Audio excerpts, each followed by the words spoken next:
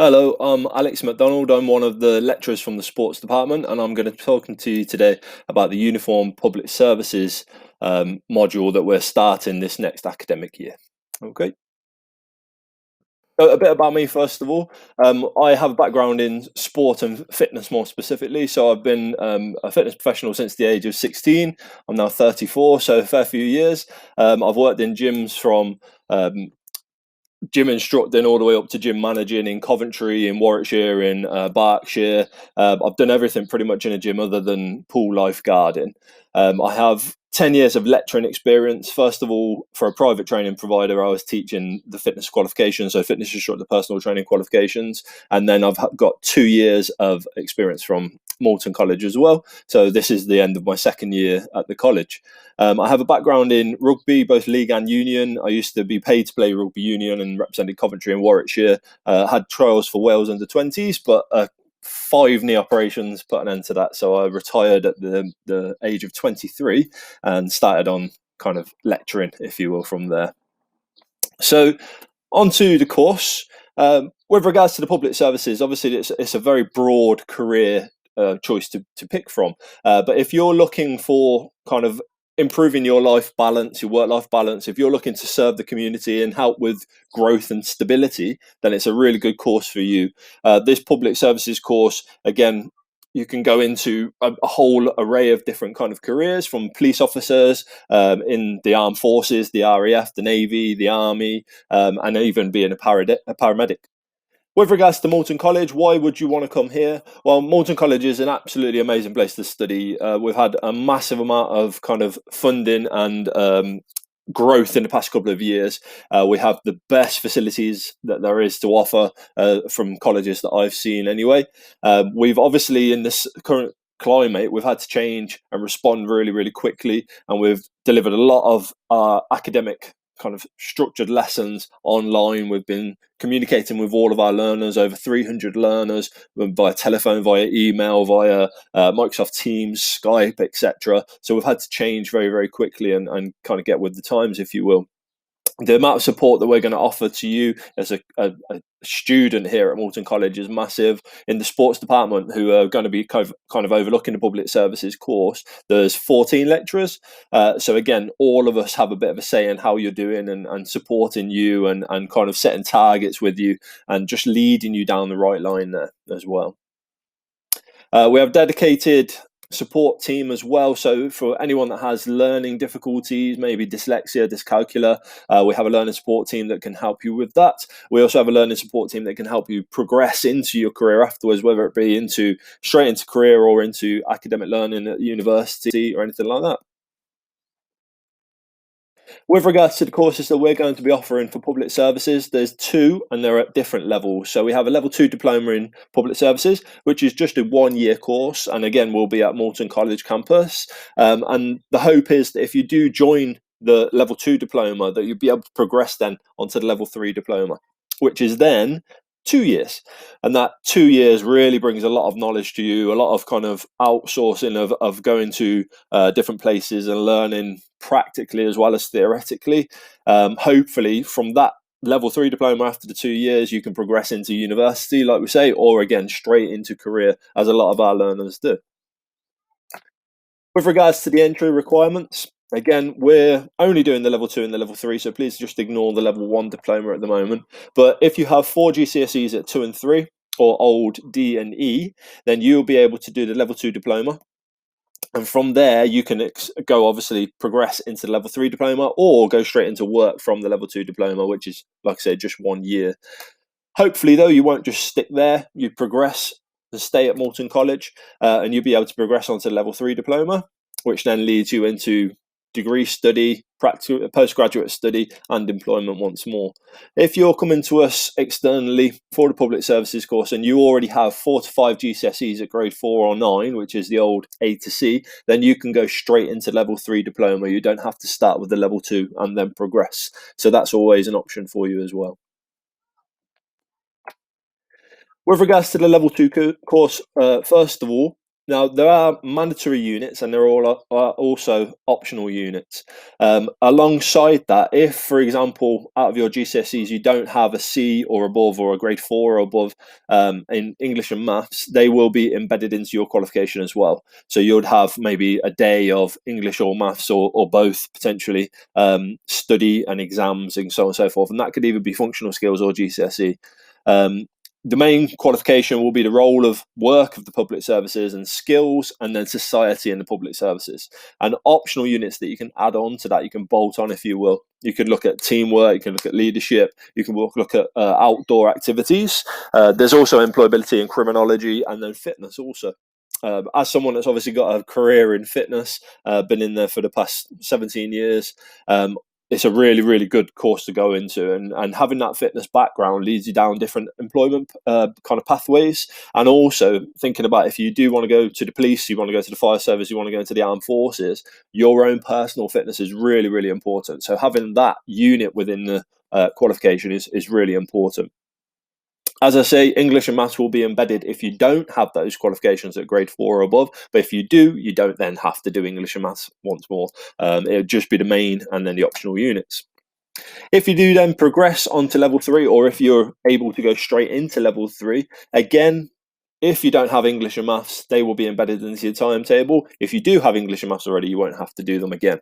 But the mandatory units now, we have quite a few more. So we have government mandatory unit, we have policies and the public services, leadership once more, citizenship this time, diversity in the public services, looking at the disciplines required for the uniform public services, like the police, for example, and then fitness testing and training for the uniform public services as well. Now, again, optional units, and these are some really, really interesting units that you might want to bolt on: teamwork, leadership, outdoor adventure, employability, criminology, and fitness once more. Now, the outdoor adventure is really, really important when it comes to the public services qualification. So we'll be going, obviously, weather and kind of financial circumstances permitting, we'll be going outdoors. We're going to kayak centres. We'll be going to London to see the courts, etc. There's lots and lots of different things there. With regards to this level 3 course, it's the equivalent of 2 to 3 A levels, and will enable you, like we say, to progress onto university using your UCAS points as well. Really important, again, that we do work placements alongside our studying, because it gives you that kind of practical knowledge building as well, and enables you to have a bit of experience in that world that you're trying to study for as well. Now, every single student in our college, whether it be on a sports, public services, construction, have to do some kind of work placement. And unfortunately, it can't just be working with your mum or dad or in the local coffee shop or doing a paper round. It has to be something that is specific to the skills that you will need in your career. So a couple of examples down here: we have the police cadets, army, fire cadets, any other cadets that you can think of. Again, building those skills, building the experience, building the knowledge to help you implement the theoretical learning that we do at college into a career in the public services. There's only 30 hours that you have to do at this point in time for your work placement, which isn't a lot whatsoever, but those hours have to be done around your kind of college learning. You can't just miss a day at college by going to your work placement. So if, for example, you're in Monday, Wednesday, Friday, you could do Tuesday, Thursday, or the weekend for your work placement as well. And you're encouraged to find your own work placements. Whilst we do have some links with different cadets, it is important that you're going out and finding them yourselves, just like you would in the industry when you're kind of ready for your career. There will be some additional costs. So we will be going, obviously, on a lot of different trips. So you can see here House of Parliament, outdoor adventure days. We're going to the courts of law.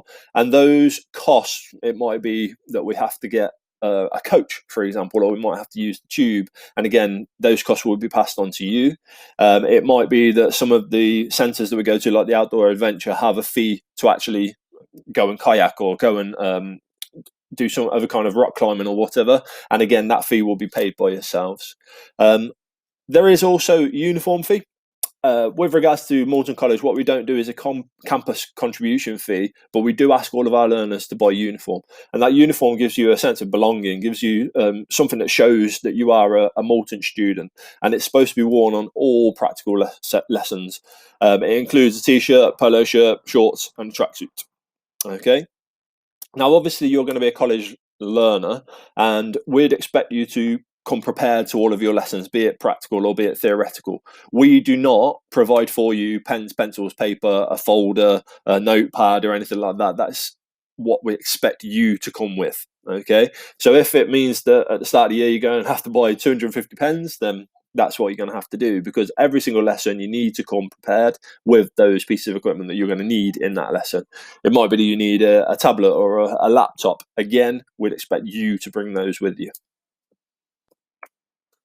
With regards to the typical timetable, now obviously this won't be set in stone until more like September, when we have an idea of the number of learners that are going to be here. We also have an idea of obviously the social distancing rules that are going on at the moment. But typically for most of our college learners at level 2 and a level 3 standard, you'll be in college for 3 days a week. So that's why I use the example of Monday, Wednesday, Friday. That again is just an example that's not set in stone. College day starts at 9 o'clock, finishes at 4:30.